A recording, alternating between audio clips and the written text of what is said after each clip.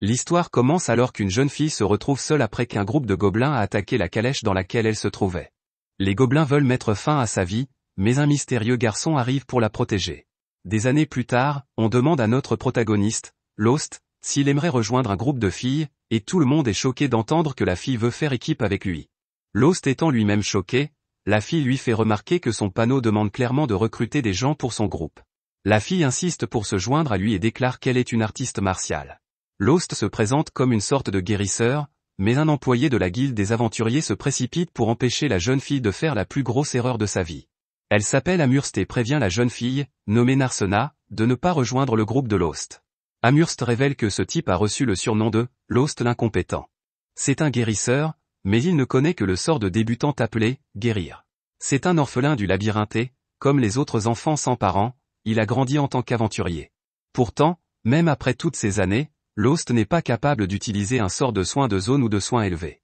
Il est connu de tous comme un être humain totalement raté.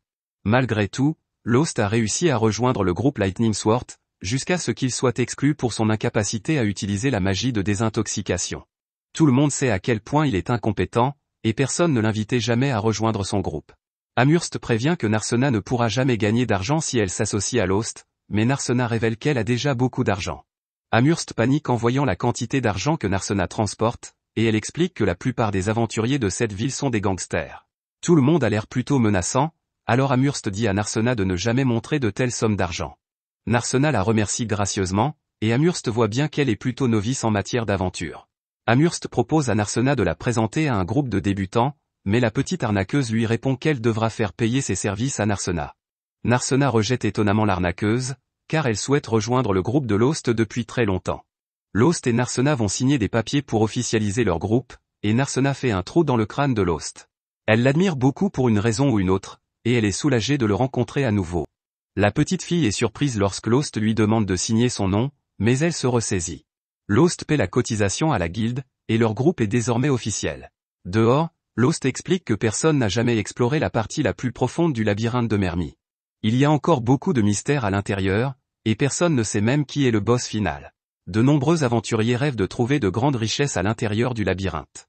Ils se sont donc rassemblés à Mermy City, ce qui en a fait l'une des plus grandes villes du pays. Lost est un psychopathe qui veut aller au labyrinthe à l'instant même, et Narsena se demande si c'est bien possible puisqu'ils n'ont formé leur groupe qu'il y a quelques heures. De plus, avant de partir, Amherst dit à Lost qu'il ne peut emmener Narsena que dans les prairies car elle est encore novice. Le labyrinthe laisse échapper de l'énergie magique à quelques endroits autour de lui, ce qui provoque l'apparition de monstres. Les prairies sont l'un de ces endroits, mais seuls des monstres faibles y apparaissent. C'est le meilleur endroit pour les débutants, mais il est trop grand et il est difficile d'y trouver des monstres. Le labyrinthe, au contraire, est rempli de monstres, et c'est exactement ce que Lost recherche. Il assure à Narsena qu'ils n'auront pas de problème tant qu'ils ne s'enfoncent pas trop profondément dans le labyrinthe, et qu'il pourra s'en occuper si les choses tournent mal. Lost est étrangement confiant pour un guérisseur, mais il dit que ce n'est rien, et il continue. Lorsqu'ils arrivent, Narsena insiste pour prendre la tête du groupe. C'est une artiste martiale, il est donc normal que Lost la soutienne par derrière en tant que guérisseur. Lost est heureux de l'assurance de Narsena, mais il se demande si elle sait vraiment se battre. Narsena fait rapidement ses preuves en battant un groupe de gobelins, et Lost est très impressionné. Il lui explique que la guilde achète les pierres magiques laissées par les monstres, et que c'est ainsi que la plupart des aventuriers gagnent leur vie.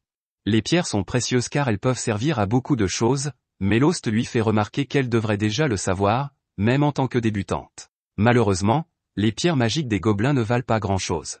Ils devront donc vaincre des monstres plus puissants s'ils veulent gagner beaucoup d'argent. Ils se mettent d'accord pour aller plus loin dans le donjon afin de gagner plus d'argent, et Narsena promet de protéger le faible guérisseur en cas de problème.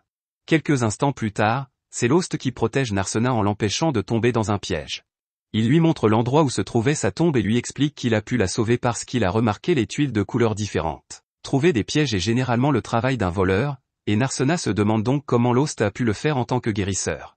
Lost explique simplement qu'il est aventurier depuis très longtemps et qu'il a donc acquis quelques compétences ici et là.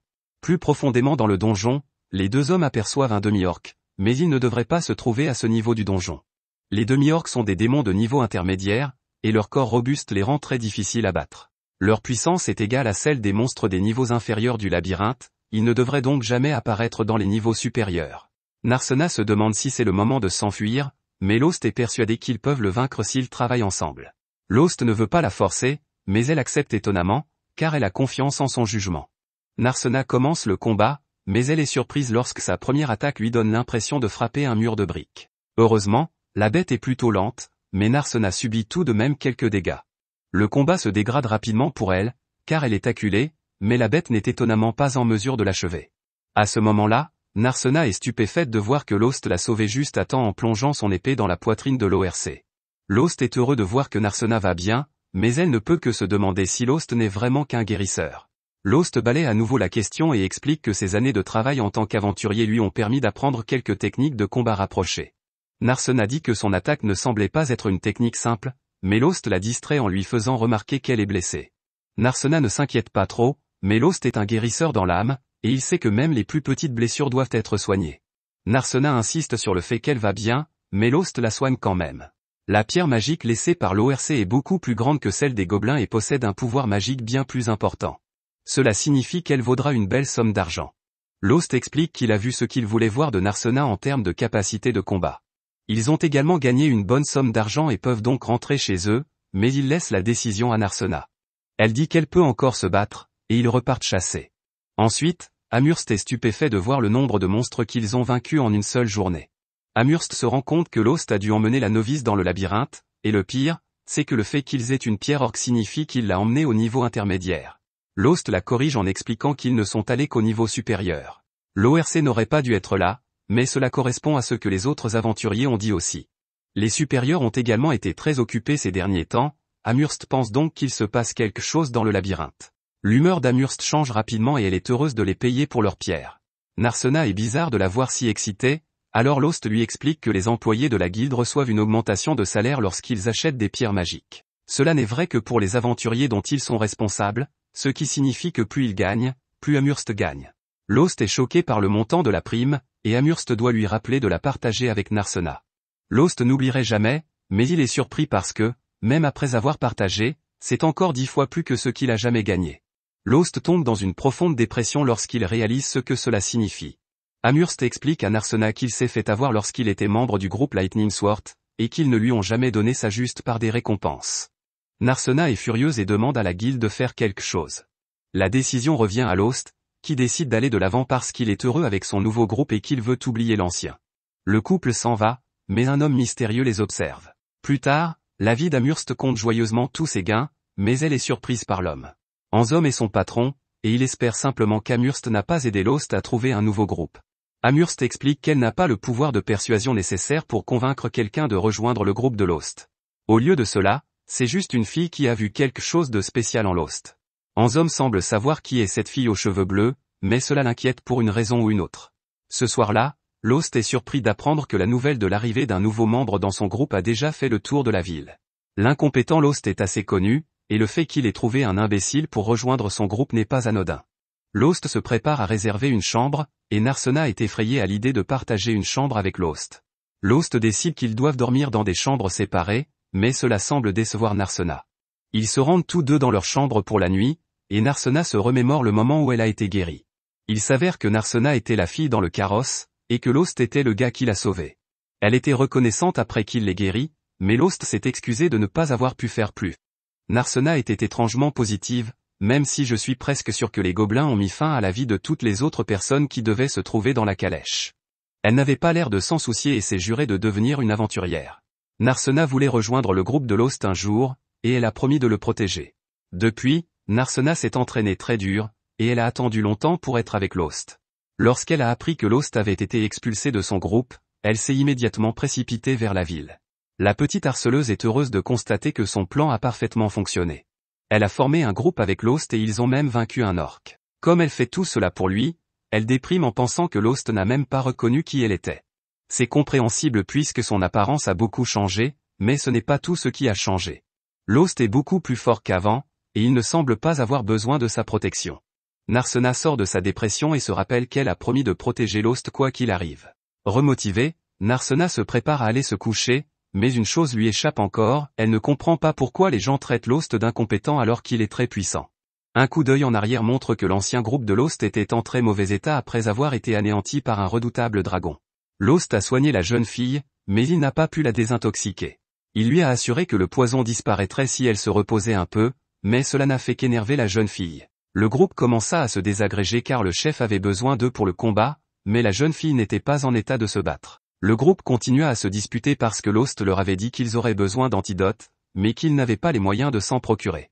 Le chef traita Lost d'ordure inutile et demanda à sa mage d'attaquer avec toute la magie dont elle disposait.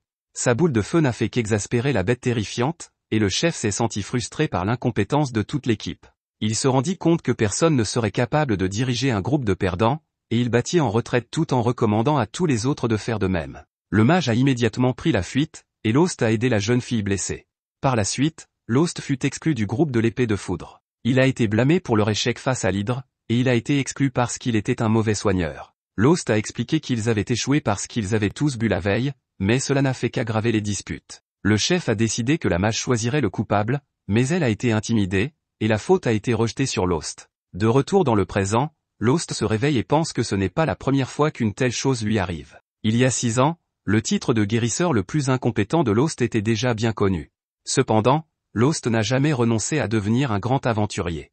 Un groupe lui a proposé de le rejoindre, et Lost a accepté avec enthousiasme. Malheureusement, il s'avéra qu'il n'avait pas besoin d'un guérisseur, mais plutôt d'un appât vivant pour attirer l'attention des monstres. Les orphelins du labyrinthe comme Lost sont souvent utilisés comme appât vivant, mais ils n'étaient même pas doués pour cela, et le groupe a été éliminé. Lost a toujours détesté la douleur et méprisé la mort, mais lorsqu'il a vu une jeune fille en danger, il a mis tout cela de côté. Aujourd'hui encore, Lost ne sait pas exactement pourquoi il est allé l'aider. Il a combattu les gobelins du mieux qu'il a pu, mais il a fini par être assommé. Lorsqu'il s'est réveillé, Lost a réalisé que ce n'était pas lui qui avait sauvé la jeune fille, mais un groupe de chevaliers, ce qui signifiait qu'il était toujours incompétent. Mais ce n'est pas ainsi que la petite fille voit les choses. Elle remercia Lost, car sans lui, il n'aurait pas survécu assez longtemps pour que les secours arrivent. Lost l'a guéri, mais la petite fille a été horrifiée d'entendre à quel point il a été maltraité. Sa sympathie la poussa à pleurer pour Lost, et elle prit une décision. Elle se promit de devenir une aventurière pour pouvoir faire équipe avec Lost et le protéger. La jeune fille était issue d'une famille noble, ce qui signifiait qu'elle ne pourrait jamais être aventurière. Lost le savait bien, mais ses paroles l'encourageaient toujours, et il décida de continuer à essayer de devenir un grand aventurier. Il finit par trouver un professeur et commença à s'entraîner. Il n'apprit que les techniques de guérison les plus élémentaires, mais il acquit également de nombreuses autres compétences essentielles aux aventuriers. Finalement, Lost s'est convaincu qu'il était devenu un grand aventurier, et c'est à ce moment-là qu'il a rejoint l'épée foudroyante. Lost remercie la petite fille pour ses paroles qui l'ont empêché d'abandonner l'idée de devenir un aventurier. Il vient de penser à elle parce qu'il était sur le point d'abandonner à nouveau après avoir été expulsé de l'épée foudroyante. Lost est heureux de ne pas avoir abandonné, car il n'aurait jamais rencontré Narsena. Narsena vient le voir et tous deux vont prendre leur petit déjeuner. Ensuite, ils se dirigent vers le labyrinthe, où ils ont l'intention de s'enfoncer encore plus profondément. À l'intérieur, ils arrivent à un cercle de téléportation, et c'est la première fois que Narsena en voit un. Chaque labyrinthe en possède un, et Narsena se demande s'il peut les envoyer n'importe où. Malheureusement, Lost doit expliquer à la jeune fille que les cercles de téléportation ne peuvent les emmener qu'à d'autres endroits dotés de cercles de téléportation. Narsena pense que les cercles de téléportation devraient être installés directement à l'intérieur des villes, mais elle se rend compte que cela faciliterait les attaques des monstres. Lost la corrige à nouveau en lui expliquant que les monstres ne peuvent même pas utiliser les cercles de téléportation. La raison pour laquelle les cercles de téléportation ne se trouvent pas dans les villes est que le savoir-faire nécessaire pour les créer a été perdu il y a des centaines d'années et qu'il n'y a personne qui puisse en fabriquer de nouveaux. Ils utilisent le cercle de téléportation et arrivent au niveau intermédiaire du labyrinthe. Les monstres qui apparaissent ici sont très puissants, il faut donc être prudent. Ils finissent par tomber sur quelques monstres, mais l'attaque de Narsena ne fonctionne pas. Lost explique que c'est parce qu'elle combat un lynchage, qui n'a pas de forme physique. Il s'agit d'un type de monstre qui s'est transformé en esprit, et les attaques physiques sont donc inefficaces contre lui. Les monstres de ce type seront difficiles à affronter pour des gens comme eux qui ne peuvent pas utiliser la magie, alors ils pensent qu'ils devraient s'enfuir. Narsena refuse, car elle est sûre de pouvoir le vaincre. Ils mettent au point un plan, Lost attire l'attention du lynchage et l'attire vers Narsena. Avec un entraînement extrême, certains humains peuvent manipuler le pouvoir du ki dans leur corps. Les artistes martiaux comme Narsena, qui se sont entraînés pendant des années, sont capables de le faire. Ce qui permet à l'utilisateur d'attaquer des esprits comme le lynchage. Narsena utilise cette technique et détruit complètement le lynchage. Les deux héros célèbrent leur victoire, mais Narsena est blessé. Lost utilise un outil magique qui augmente les effets de guérison et soigne Narsena. Les pierres magiques trouvées par les aventuriers finissent par tomber entre les mains d'artisans qui les transforment en outils magiques. Le lynchage qu'ils viennent d'effectuer en double a laissé un noyau magique, et Narsena se demande à quel prix il se vendra. Lorsqu'il retourne à la guilde, Amherst est une fois de plus émerveillée et reconnaissante pour les pierres que notre duo lui a apportées. Après avoir reçu une somme d'argent surprenante, le duo retourne en ville. Il tombe sur une grande dispute et Lost explique que beaucoup d'aventuriers ont eu des altercations ces derniers temps. Beaucoup d'aventuriers turbulents sont apparus, et cela commence à troubler la paix de la ville. Lost estime qu'il n'y a rien à faire, et qu'il devrait s'offrir un bon repas. La serveuse se demande s'ils peuvent vraiment se permettre un repas aussi coûteux, mais Lost lui dit de se calmer et lui apporte de la bière. Narsena veut elle aussi se faire plaisir, mais une serveuse enfantine lui explique qu'ils ne vendent pas d'alcool aux mineurs. Alors qu'il se régale, Narsena décide de poser une question qu'elle se pose depuis longtemps. Elle a vu une structure très haute dans la ville, sans entrée ni fenêtre. Cela ne ressemble pas à un monument, et il y en a plusieurs en ville. Lost ne sait pas non plus ce que c'est, mais il a déjà demandé à des habitants de la ville. Les artisans lui ont dit que c'était eux qui le construisaient, mais même eux ne savent pas de quoi il s'agit.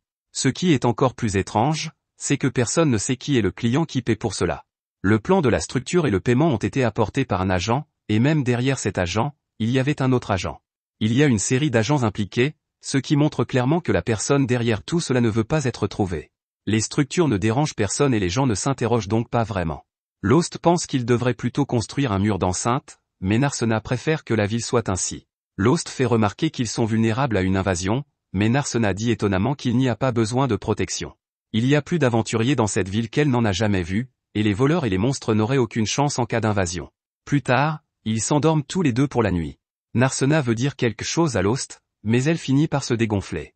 Narsena se souvient qu'elle voulait partager sa chambre avec lui, mais elle n'arrive pas à lui dire. Lost, quant à lui, se dit qu'il est agréable de faire équipe avec quelqu'un. Il se demande si la fille qu'il a rencontrée il y a des années va se montrer, mais quoi qu'il en soit, il lui reconnaît le mérite de l'avoir aidé à aller aussi loin en tant qu'aventurier. Le lendemain, le chef de l'épée foudroyante présente une nouvelle guérisseuse à l'équipe. La jeune fille se présente, mais les autres ne sont pas très enthousiastes. Le chef est pourtant très positif et déclare qu'ils pourront certainement vaincre Hydra cette fois-ci. Ailleurs, un homme inquiétant apprend qu'une personne appelée la Belle au Bois dormant se trouve dans une certaine ville. C'est Ansam qui donne cette information, et il révèle que la Belle au Bois dormant a fait équipe avec Lost. L'homme est inquiet car le temps presse, et Ansam doit donc chasser Lost de la ville immédiatement. Plus tard, le groupe de l'épée foudroyante espionne de loin l'hydre qu'il a déjà vaincu, tout en préparant sa nouvelle attaque. Le chef est impatient de venger la défaite passée du groupe, et il explique aux autres que lui et la guérisseuse attaqueront de front, tandis que le voyou se glissera dans le dos et que le mage les soutiendra avec de la magie. Lyra, la guérisseuse nouvellement recrutée par le groupe, rejette l'idée car elle ne peut pas se battre en première ligne. Cela surprend le reste du groupe, car leur ancienne guérisseuse était tout à fait capable d'assumer le rôle de première ligne. Lyra est encore plus choquée lorsque le groupe lui fait remarquer que c'est Lost qui a réussi à trancher la tête de l'hydre la dernière fois qu'ils se sont battus. Lyra n'est pas en mesure de rivaliser avec lui, et le chef lui demande de rester en arrière pour qu'elle puisse se concentrer sur les soins et le traitement des poisons. Ce chef est déterminé à remporter la victoire, même sans Lost. D'une manière ou d'une autre, l'hydre va tomber. Pendant ce temps, à la salle des guildes, Lost et Narsena remettent un nouveau butin impressionnant provenant du donjon. Amherst se demande si toutes ces richesses proviennent vraiment des niveaux inférieurs et si les deux ne se mettent pas inutilement en danger. Cependant, Lost lui assure que leur petite équipe joue la carte de la sécurité dans les niveaux les plus faciles du donjon. Amherst suggère qu'ils agrandissent un peu leur groupe et que, ce faisant, ils augmentent aussi leurs profits. Ses intentions ne sont pas du tout désintéressées, car cela lui rapportera aussi de l'argent. Lost reconnaît que c'est peut-être une bonne idée, mais décide que ce n'est pas le bon moment. Ils se contentent de la situation actuelle. Ils perçoivent leur salaire et se rendent compte qu'avec autant d'argent, ils peuvent se permettre de louer leur propre maison. La plupart des équipes aisées louent des maisons pour en faire leur forteresse, afin d'y stocker le butin et les objets de valeur qu'il serait impossible de mettre à l'abri dans un simple appartement. De plus, comme le dit Amherst, une chambre d'hôtel miteuse n'est pas un lieu propice à l'éclosion d'un véritable amour entre les membres du groupe. Pendant que Narsena rêve à toutes les possibilités, Lost se souvient de l'ancien bastion de son groupe et de la façon dont il a été forcé de dormir dans une salle de stockage exiguë. Lost aime rester positif, mais il n'a pas eu la vie facile. En parlant de difficultés, l'équipe Lightning Sword n'est pas en reste. Leur combat contre l'hydre s'est mal passé, c'est le moins que l'on puisse dire. Les membres de l'équipe, meurtris par l'échec de leur excursion, sont frustrés par cet échec, du moins ceux qui peuvent encore tenir debout. Margulu est furieux et confus, frappant du poing contre la table alors qu'il s'efforce de comprendre pourquoi ils ne parviennent pas à vaincre l'hydre. Pendant ce temps, Lyra s'occupe de désintoxiquer Armia, blessée, tandis que les autres se chamaillent. Ils commencent bientôt à réaliser que Lost, leur guérisseur inutile qui se plaignait mais obéissait quand même, était peut-être plus utile qu'ils ne le pensaient. Margulu décide d'aller demander à Lost de revenir dans l'équipe. Après tout, qui pourrait refuser de rejoindre l'illustre Lightning Sword? Un peu plus tard, Lyra est réveillée par Armia, qui se sent beaucoup mieux après avoir été soignée. En écartant le rideau, elle propose à la mage de manger un morceau. En cherchant de la nourriture, elle découvre que Siberia et Margulu ont disparu et se demande où ils ont pu aller. Il s'avère que tous deux sont partis à la recherche de leur ancien coéquipier. Margulu, qui n'a pas froid aux yeux, apporte l'offre à Lost à la salle des guildes comme s'il s'agissait d'un cadeau, tout en riant et en prétendant que leurs abus passés n'étaient qu'un petit malentendu. Il devient évident que Margulu a dû mettre tous ses points de compétence dans l'art de l'éclairage au gaz. Il trouve excuse sur excuse pour le mauvais traitement que l'équipe a réservé à son ex-coéquipier et promet que les choses seront différentes maintenant, allant même jusqu'à jeter leur nouvelle guérisseuse sous le boisseau, la traitant de femme inutile. À la surprise générale, Lost remercie Margulu. Avant qu'un mot de plus ne soit prononcé, Narsena, qui a entendu tout cela, en a assez et se précipite pour intervenir. Il est hors de question qu'elle laisse une ordure comme Margulu lui voler son partenaire. Lost la calme en lui expliquant que, même s'il est reconnaissant de l'invitation et qu'il n'éprouve aucune haine envers son ancienne équipe après ce qu'elle a fait, il ne peut pas accepter. Il ne rejoindra pas Lightning Sword. Il a déjà un groupe et il est très heureux là où il est. Margulu n'arrive pas à croire ce qu'il entend. Il suppose que cette mégère aux cheveux bleus doit manipuler Lost pour qu'il dise de telles choses, et il accuse ouvertement Narsena. Pour le guérisseur banni, c'est un pas de trop. Insulter le membre de son groupe était une grave erreur. Lost, qui n'est plus aussi aimable, saisit Margulu et l'avertit que s'il ose faire du mal à Narsena, lui et Lightning Sword le regretteront. Lost et Narsena laissent ensuite Margulu, mécontent et légèrement ébranlé, en proie à la colère. Il demande à Amherst de lui trouver un nouveau membre de groupe qui puisse les aider à combattre l'Hydre. Il a besoin de quelqu'un de fort et de compétent qui puisse se tenir à ses côtés en première ligne. C'est alors qu'un nouveau guerrier mystérieux apparaît et propose ses services. Incertain mais désespéré, Margulu dégaine son épée pour tester l'étranger. Malgré l'avertissement d'Amherst qui interdit tout combat dans la salle des guildes, Margulu fonce tête baissée sur l'homme masqué. En un instant, le chef de l'épée foudroyante est désarmé avec une facilité déconcertante. Victorieux, le mystérieux épéiste masqué révèle qu'il s'appelle Shig, ce qui suffit à convaincre Margulu, qui l'accueille dans son équipe. Avec l'aide de Shig, ils vont certainement détruire l'Hydre une fois pour toutes. Plus tard, à l'auberge, Sheila frappe à la porte de Lost. En jetant un coup d'œil hors de sa chambre, Narsena est nerveuse à l'idée que l'autre fille puisse tenter sa chance auprès de Lost avant elle. Elle est soulagée de constater que Sheila n'est là que pour informer le duo que des invités les attendent. Il s'agit en fait du reste de l'ancienne équipe de Lost, Armia et Lyra. Les deux femmes craignent que le troisième round contre l'Hydre ne se déroule pas aussi bien que le pense leur chef, et elles sont venues demander l'aide de Lost. Il a été assez fort pour lui couper la tête la dernière fois, alors s'il est là, il peut sûrement aider à vaincre la bête sans que personne d'autre ne soit gravement blessé. Narsena soulève un point important lorsqu'elle se demande ce qui retient Armia et Lightning Sword. De toute évidence, personne dans l'équipe ne s'amuse, alors pourquoi rester dans les parages? La mage explique que Margulu a ses défauts, comme le fait d'être un menteur, un tricheur, un lâche, un bon à rien, un pourri, un fils de pute qui ne se brosse même pas les dents, mais qu'il reste leur coéquipier, et qu'elle croit en la loyauté. Cette déclaration met en colère Narsena, qui rappelle que Lost était aussi leur coéquipier, mais qu'ils l'ont quand même si maltraité. Il n'en faut pas plus pour qu'Armia s'effondre en larmes sous l'effet de la culpabilité qu'elle ressent. Narsena a raison, Armia sait qu'elle a fait du tort à Lost, mais elle avait peur d'être renvoyée de l'équipe si elle ne suivait pas Margulu, la première et la seule équipe dont elle ait jamais fait partie. Elle implore son pardon et Lyra tente de convaincre Lost que la mage est sincère, se souvenant qu'elle a crié son nom en se retournant dans son sommeil empoisonné. Lost, toujours aussi calme, réconforte Armia et accepte ses excuses. Il lui fait savoir qu'il n'y a aucune rancune entre eux, mais que, cela dit, il ne reviendra pas à l'épée de foudre. C'est un moment doux amer, interrompu par Miss Marie, la cuisinière, qui apporte un déjeuner extravagant à l'équipe. Elle pense notamment que le petit mage a besoin d'un peu de graisse sur ses os, ou au moins d'un sourire sur son visage, et sa cuisine peut lui apporter les deux. Lyra et Lost profitent de cette distraction pour se mettre à l'écart et discuter en privé. Narsena pense que Lyra et Armia devraient quitter leur équipe, mais ce n'est pas si facile. Lost, se souvenant des propos de Margulu sur leur nouvelle guérisseuse, l'avertit que si elle reste, elle risque de passer un sale quart d'heure avec l'épée foudroyante. Armia n'abandonnera pas son groupe, et Lyra n'abandonnera pas Armia, ce qui signifie qu'elles sont toutes les deux coincées dans leur situation difficile. C'est une situation difficile, et même Lost se sent en conflit. Il semble qu'aucun des deux groupes ne puisse vraiment faire quoi que ce soit. De retour à leur base, Lyra est présentée aux nouveaux membres du groupe. À sa grande surprise, elle reconnaît immédiatement son nouveau coéquipier, ce qui signifie que son petit masque de fantôme de l'opéra n'a pas beaucoup aidé. Elle l'appelle Zig, mais Margulu la corrige, il s'agit en fait de Shig, une personne complètement différente. Lyra n'est pas dupe et exige de savoir ce qui se passe. Shig fait sa meilleure imitation de Kenshin Himura, mais lorsque Lyra lui fait remarquer que son épée a été volée et qu'elle appartient à un certain Monsieur Ronaldo, il perd son sang-froid et explique qu'il a hérité cette lame de son maître. Or, comment pourrait-il savoir qui est Monsieur Ronaldo s'ils ne se sont jamais rencontrés? Sa couverture de pacotille est mise à mal, mais Lyra abandonne et s'en va, permettant à Shig de continuer à jouer la comédie un peu plus longtemps. D'ailleurs, l'avoir à ses côtés ne sera peut-être pas si mal après tout. Alors que la tempête s'intensifie, les deux groupes s'aventurent, sans être sûrs de ce qui les attend. Notre héroïne aux cheveux bleus démontre exactement pourquoi elle est la partenaire idéale en éliminant à elle seule tout le groupe de monstres avec facilité.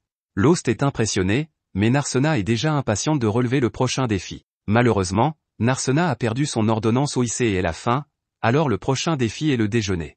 Il trouve un endroit parfait sur le sol sale du donjon, mais au lieu d'apporter des sandwichs, Narsena surprend Lost avec un énorme festin. Il s'avère que Betty Crocker les a forcés à prendre les restes de tout à l'heure, mais Lost n'a pas remarqué que Narsena avait apporté la boîte géante de nourriture. Alors qu'il s'empiffre, Lost explique à quel genre de monstre ses anciens coéquipiers sont confrontés. L'hydre est un ennemi vraiment terrible, avec plus de muscles qu'un protagoniste de Jojo et un corps recouvert d'écailles assez puissantes pour dévier les attaques physiques et magiques. Comme si le fait d'être indestructible ne suffisait pas, elle est également remplie d'un poison qui tue les protagonistes. Ces dragons sont assez rares, mais parmi les monstres de son calibre, c'est le plus courant.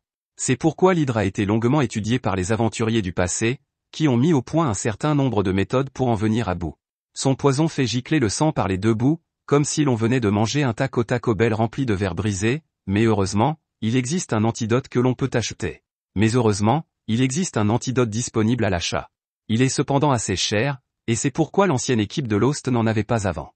Lost explique que son ancienne équipe devra s'en remettre entièrement à la magie détoxifiante de la nouvelle guérisseuse. Narsena ne peut s'empêcher d'être un peu nerveuse en entendant tout cela, mais Lost apaise ses craintes en décrivant le genre de personnes qui composent son ancienne équipe. Son chef, Margulu, a beau ressembler au héros gratuit des jeux mobiles, c'est un épéiste hors pair. Tant qu'il ne prend pas ses jambes à son cou et qu'il ne sous-estime pas son adversaire, Margulu peut être redoutable. Saberia n'est pas en reste, grâce à sa vitesse et à son agilité hors pair, son talent pour la furtivité lui permet de se faufiler parmi les monstres, même ceux qui ont autant de tête et d'yeux que les animateurs ont décidé d'en coller sur ce qu'on appelle une hydre. Narsena n'aime pas entendre Lost parler en des termes aussi élogieux de son ancienne équipe, car ils l'ont abandonné de la même façon que vous abandonnez un anime après le premier épisode de remplissage.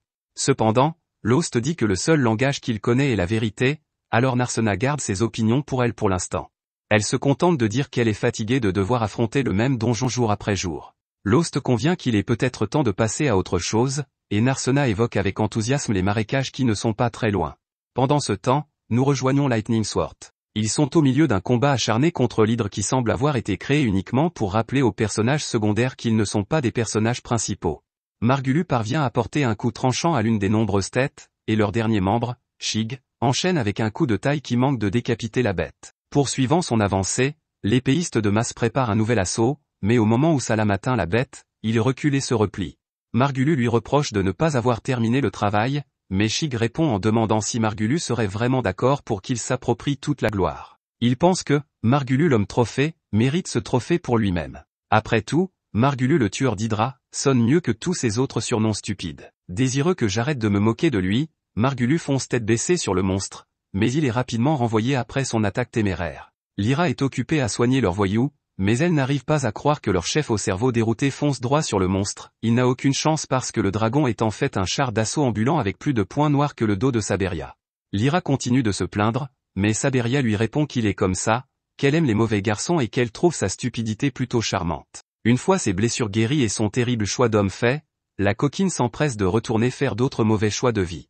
À ce moment-là, l'attention de Lyra se porte sur Shig, qui semble observer à distance, et elle se demande ce qu'il prépare. Le combat dure depuis un moment déjà, et l'hydre commence à ralentir. Les distractions de Saberia permettent à Margulu d'infliger des dégâts considérables, et dans ce monde où les lois sur le travail des enfants n'existent pas, Armia fait des heures supplémentaires avec ses assauts magiques. Grâce à la combinaison de leurs pouvoirs, Lyra est persuadée que l'hydra va bientôt tomber.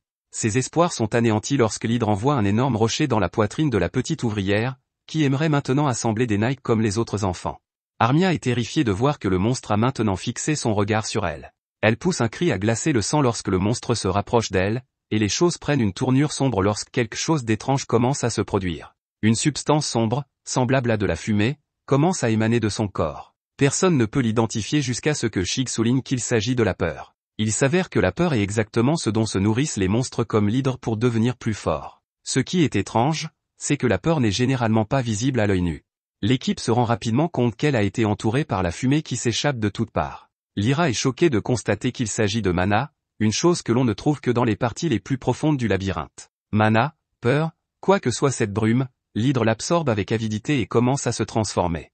Avec suffisamment de puissance magique, les monstres sont capables de muter, ce qui peut souvent augmenter leur capacité et les transformer en adversaires encore plus terrifiants. Malheureusement, au lieu de le transformer en quelque chose de vraiment créatif, le studio d'animation à petit budget s'est contenté de changer sa couleur et de lui ajouter quelques têtes. Malgré tout, la bête est plusieurs fois plus puissante qu'elle ne l'était auparavant, et Lyra n'aurait jamais imaginé voir une transformation se produire dans la vraie vie. L'épée foudroyante n'a aucun moyen de vaincre ce monstre amélioré. Shig dit donc à Lyra de s'occuper du mage et à Margulu qu'il est temps de battre en retraite. Margulu, le légendaire tueur d'Hydra, ne bat pas en retraite. Il charge à nouveau, avec l'intention de prendre au moins une tête, mais lorsque sa lame entre en contact avec les écailles de l'hydre, elle se fissure et se brise en deux, l'abandonnant complètement, comme la souris de jeu bon marché que vous avez achetée vous abandonne en plein milieu d'un match.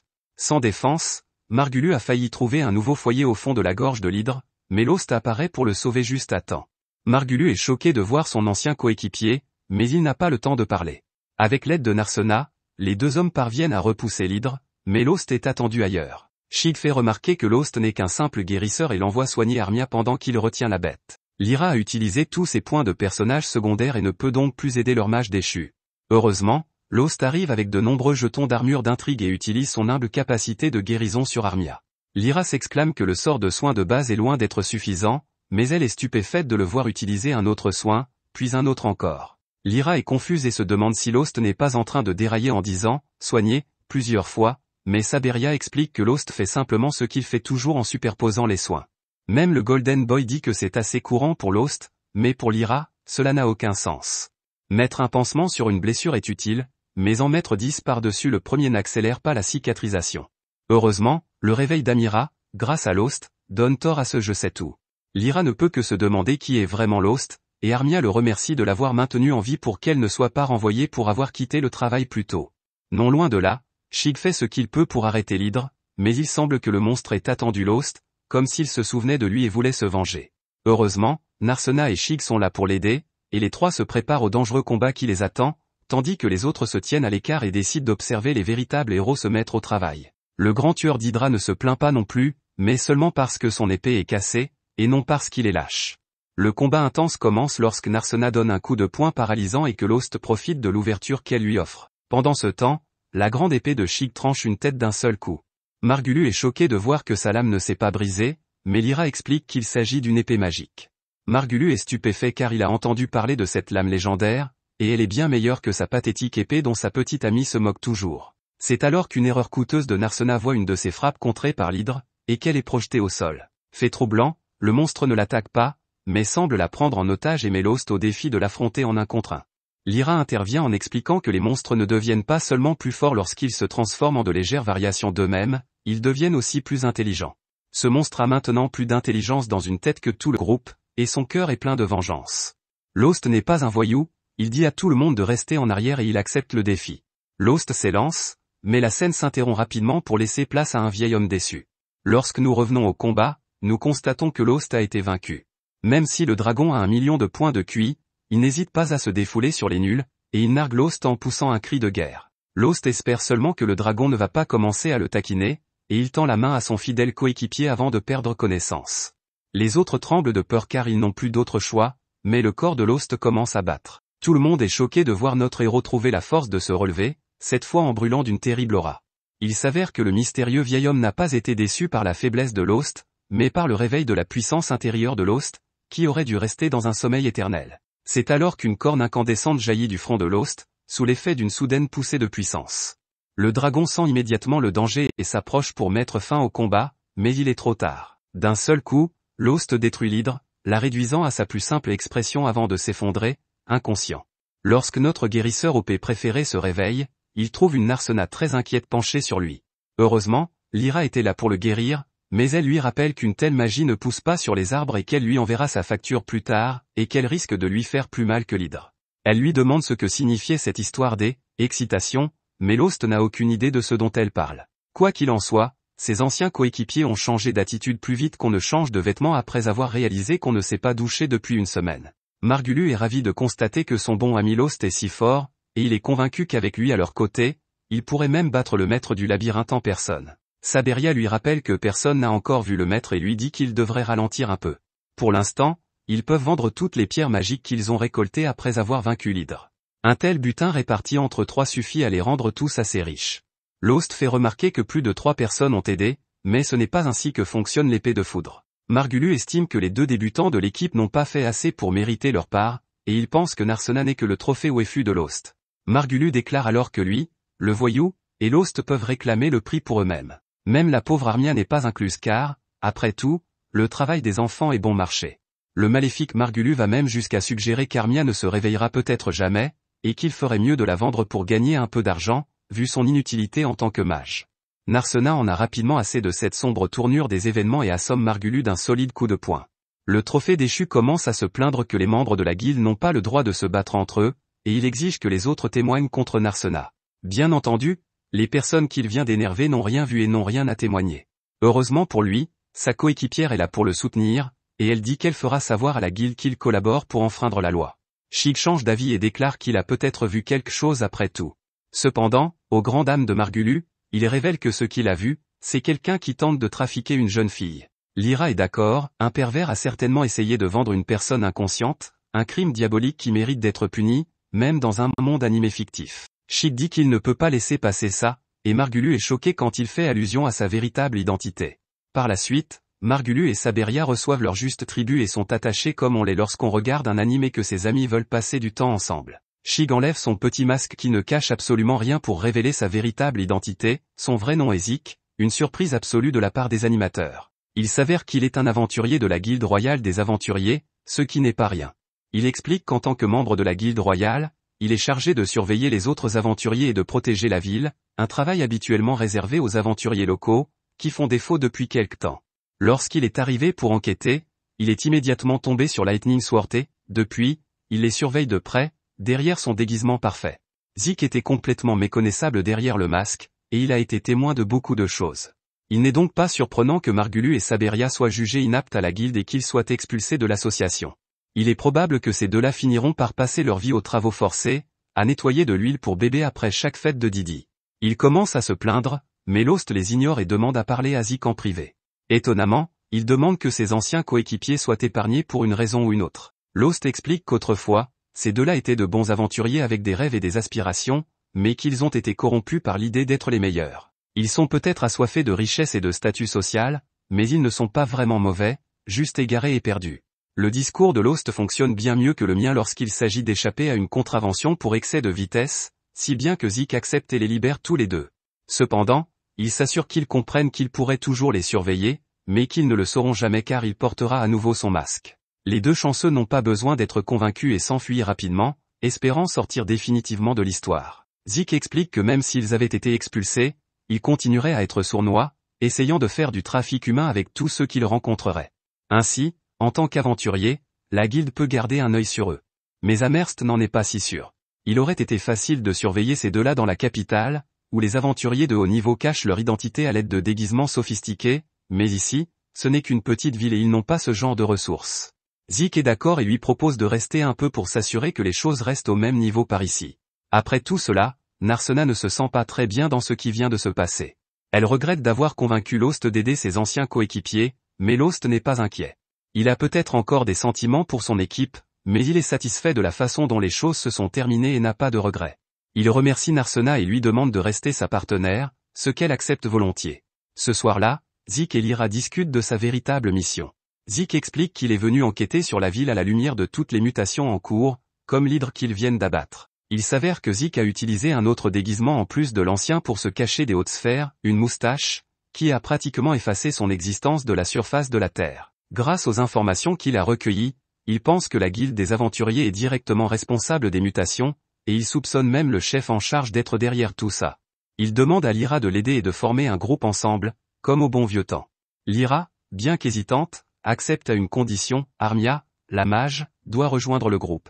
Zig souhaite la bienvenue à la nouvelle recrue et déclare qu'il aura besoin de toute l'aide possible, surtout maintenant qu'il a été témoin de la force monstrueuse dont Lost a fait preuve lors de leur combat. Quelqu'un comme Lost exige toute leur attention. Plus tard, nous constatons que les trois ratés, Zig, Lyra et Armia, se sont regroupés.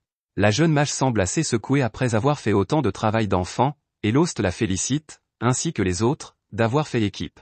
Lost et Narsena commencent ensuite la journée en se rendant à la salle des guildes. La bataille contre l'hydre leur a laissé quelques pierres magiques à échanger contre de l'argent, mais Lost est plus intéressé par leur première quête. Il leur explique que le métier d'aventurier ne se résume pas à combattre des monstres. La recherche d'objets importants et la défense de ceux qui ne peuvent pas se défendre font également partie des devoirs et des responsabilités d'un aventurier.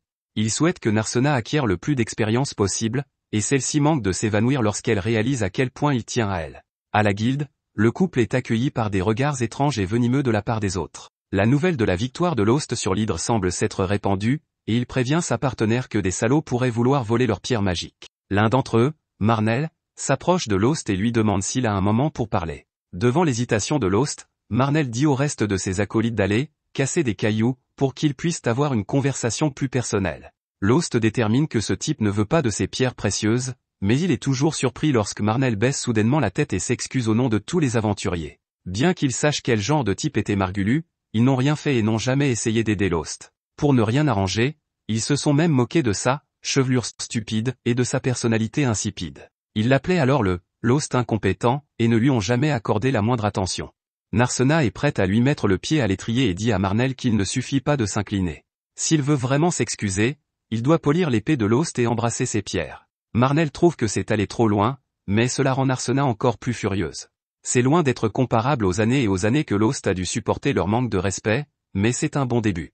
Lost, essayant d'éviter d'être annulé pour avoir forcé quelqu'un à polir son épée, dit que tout cela n'est pas nécessaire. La vérité, c'est qu'il est toujours incompétent en matière de guérison, que les choses n'ont pas beaucoup changé et qu'il préférerait qu'il continue à l'insulter.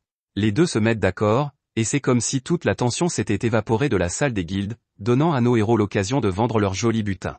Amherst regarde la pierre magique qu'ils lui ont apportée et, comme toutes les femmes à qui j'ai montré ma collection de Pokémon, elle est impressionnée par sa taille et son étrangeté. Lost soupçonne que sa forme étrange est le résultat de la mutation du monstre, et Narsena craint que cela n'affecte le prix. Il s'avère qu'elle a raison, la guilde est prête à payer 10 fois ou plus ce qu'elle paierait normalement pour quelque chose d'aussi précieux et rare. Les monstres ne devraient pas absorber assez de mana pour se transformer de la sorte en dehors du labyrinthe. Les autres rapports épars de monstres agissant étrangement ne font qu'accroître les soupçons de Lost et il demande pourquoi la guilde n'envoie pas quelqu'un pour enquêter.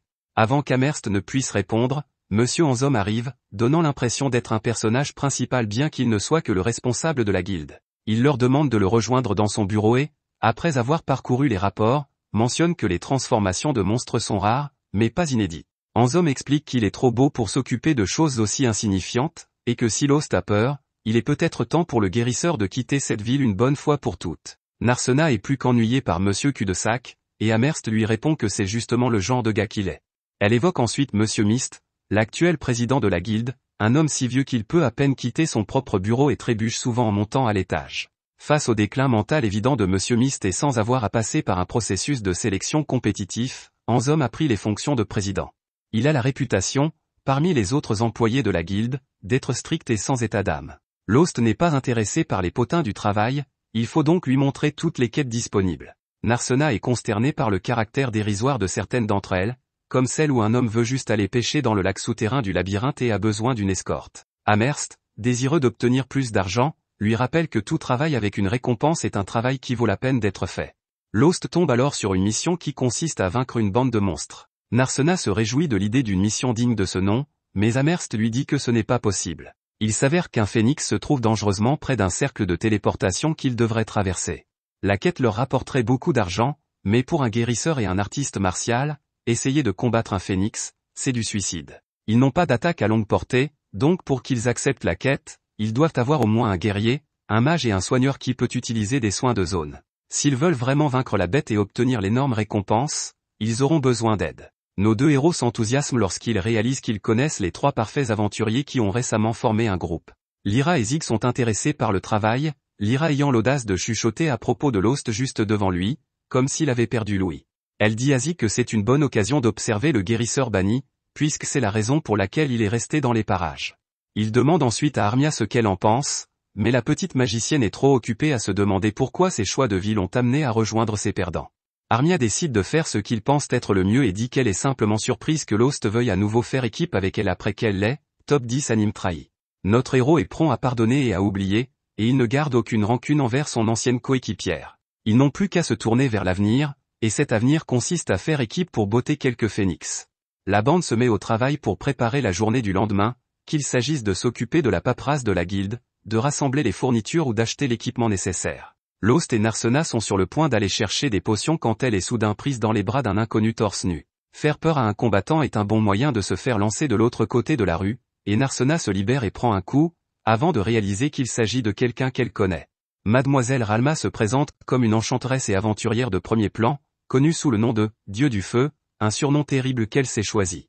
La surprise de Narsena de voir une vieille connaissance est vite remplacée par la méfiance lorsqu'elle demande si Ralma a été envoyée par son père. Ralma confirme qu'elle a été envoyée par le père de Narsena, puisque son enfant préféré s'est enfui tout seul pour s'enfuir avec un garçon quelconque. Mais ce qui est surprenant, c'est que Narsena n'est pas la seule à connaître Ralma. Lorsque la rousse remarque le garçon dont il parlait, elle est surprise de constater qu'il s'agit de son ancien et inutile élève Lost. Il s'est en effet entraîné avec elle pendant une courte période, mais son manque d'habileté les a poussés à se séparer. Quant à Narsena, Ralma est un vieil ami de son père. Ce contexte passionnant étant posé, Ralma demande à la guérisseuse de lui accorder un moment en tête-à-tête avec Narsena, afin de discuter d'affaires familiales importantes, qui ne concernent pas un étranger comme lui. Lost se sent pousser des ailes et refuse de partir. Narsena est importante pour lui parce qu'ils sont partenaires et qu'il n'est pas un étranger.